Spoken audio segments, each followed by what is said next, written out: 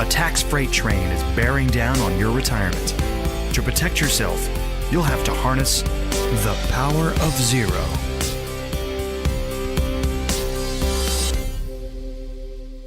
Well, hello there, David McKnight with the Power Zero Show. Grateful that you're with us today. Today we're going to talk about various types of LIRPs and how to figure out which one is right for you. They all have their strengths and weaknesses, and which one you choose ultimately ends up based on your situation.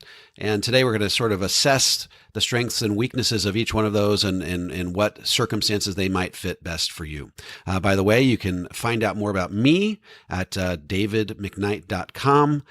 You can find out more about our best-selling books, The Power of Zero, and also the Look Before You LIRP, as well as my new book coming out called The Volatility Shield, about which we will do a podcast coming soon. All right, so the first type of LIRP, or permanent life insurance, if you will, or as some people call it, cash value life insurance, is what we call whole life. And this can be a very, very popular option. It's been around forever. It goes back to the very beginning of the invention of life insurance. So it's been around for a long time. And as the nomenclature indicates, it's designed to last you your whole life, till death do you part. So if you these types of permanent policies account for literally 95% of all death benefits paid out. And the idea behind a whole life is that you are contributing a premium to a life insurance company, and they are growing your money inside your growth account in a very predictable way. They give you illustrations that show you what your cash value will be in any given year. And this is what we call a non-correlated asset, because even if the stock market is down, your cash value is going up. So these are very predictable. The insurance company is typically growing your money in the general portfolio of their investments. So high quality bonds. So over the life of the program, you can expect that this might give you anywhere from 3 to 5% growth inside the growth portion of your portfolio, or inside the growth account in your LIRP. People like this as a very stable, predictable, sort of a bond portion of their portfolio. So people will use this as a way to build safe and productive growth, allowing them to therefore take a little bit more risk in the stock portion of their portfolio. So stable, predictable, safe, productive rates of growth. Very, very big in our industry. This accounts for quite a few of the LIRP sales overall. Similar to a whole life policy, but it's got a few distinct differences, is what we call universal life. Universal life, you are contributing your premium to the life insurance company, but the ebb and flow of your cash flow over time really is based on interest rates. So as interest rates go up, the amount that they can credit to your growth account can grow up. For example, back in the 80s, some of these policies were projected at 10, 15%, because that's what interest rates were back there. But the downside of this is as interest rates crater, then what they're actually crediting on the money in your growth account can also go down as well. So this is very interest rate sensitive. It's handled through the insurance company. And to some extent, whole life is also interest rate sensitive, but you're really locking into these bonds so that long term there's a little bit more stability. There can be quite a bit more flux with the universal life policy, but there's also a little bit more flexibility with the universal life policy, where you can stop your premiums without any real significant implications. You can start them up again, you can catch up, so on and so forth. So the UL policy is an option out there, tends to not have as many guarantees. They may guarantee that you have a minimum rate of return that they'll credit you. Sometimes that's 3%, but that's not a guarantee that your policy will stay in force. So if you're only getting 3% rate of growth, for example, as time wears on and as the insurance expense inherent to your policy goes up with the aging of the insured, then those expenses can overwhelm a minimum 3% credit on your policy. So these policies, you don't see them as much anymore being utilized for power of zero type purposes. You generally see them with guarantees where people are saying, hey, look, I want a death benefit in force when I die. I want to put as little money as I can into it and get a guarantee that it'll be enforced when I die. I know term insurance, there's a 99% likelihood that it's going to expire before I do, so that's not going to work. What is the cheapest way to get a death benefit guaranteed to be enforced when I die? And that's what these guaranteed ULs, they're sort of minimum funded type policies. What is the least amount of money I can give to the insurance company and get a guaranteed death benefit? There's another type of policy called variable universal life, or what we call VUL. I talk really about all four of these policies in The Power of Zero. VUL basically says that you're going to give your premium to an insurance company, and that premium, after they take off their administrative fees and the life insurance expenses, actually administrative fees, and they're going to pass that money through into sub-accounts, okay, where your money's invested in mutual fund type investments. And from those investments, the insurance expenses are taken every month. But essentially, these mutual funds can really mirror the growth in the stock market. So as if the Dow Jones or the S&P is up 20% in any given year, you may get credited 20%. Of course, they'll take the expenses off of that. If you're younger, when I say younger, I mean really 45 or less. If you're younger, this can be a good option for you because you're not worried about the ebb and flow of the stock market over time.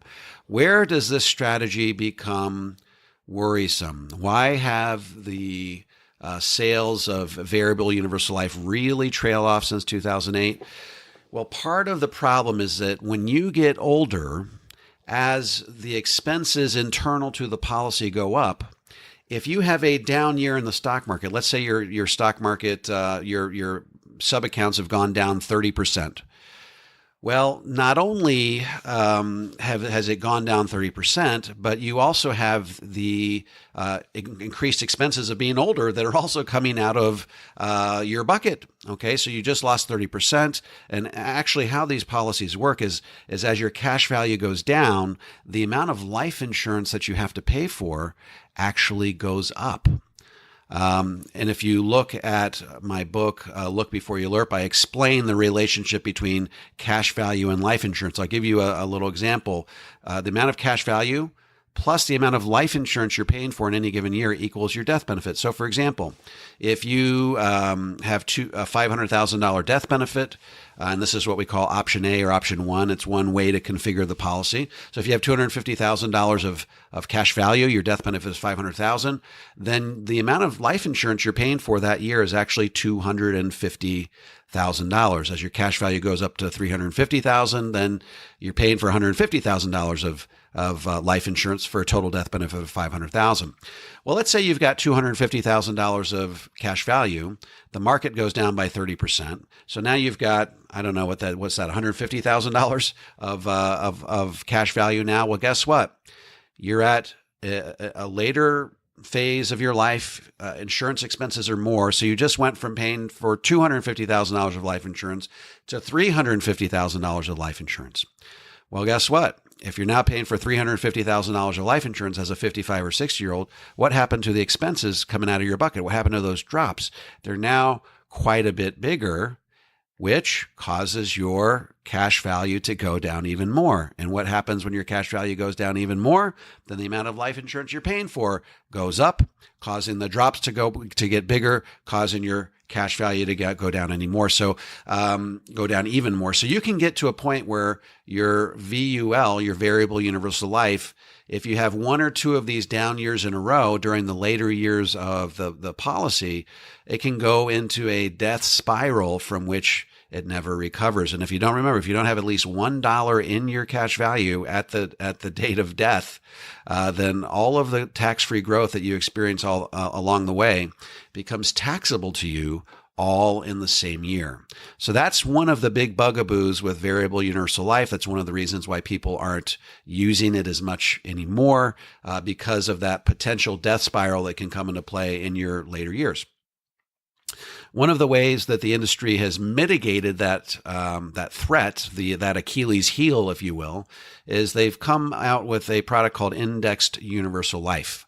And with Indexed Universal Life, what's happening is your money flows into that growth account, and the growth of the money in that account is linked to the upward movement of a stock market index, typically the S&P 500. Whatever the S&P 500 does in any given year, you get to keep up to a cap. That cap might be 12% or 13% or 14%. That also tends to ebb and flow with interest rates. So you get to keep whatever your money does up to a cap. So, for example, if the S&P does 20%, you get to keep 12%. Okay. If the S&P were to go down in any given year, they would simply credit you a zero. So your growth in any given year is going to be between 0 and 12 or 13%, whatever the cap is. Historical rates of returns have shown that these can do anywhere between 6.5% and 8%, depending on what time frame you're looking at. So this can be a very safe and productive way to grow at least a portion of your money. Remember, however, even in the flat years, you're still paying the expenses. So even though you didn't lose money in the stock market, you did have to pay for some expenses those years. Those expenses would be administrative expenses, the cost of life insurance. So technically you could still lose a little bit of money, and you don't want to have too many of those down years in a row, or that could be problematic. We do know, however, historically that every 10-year period, it only averages between 2 and 3 down years per decade.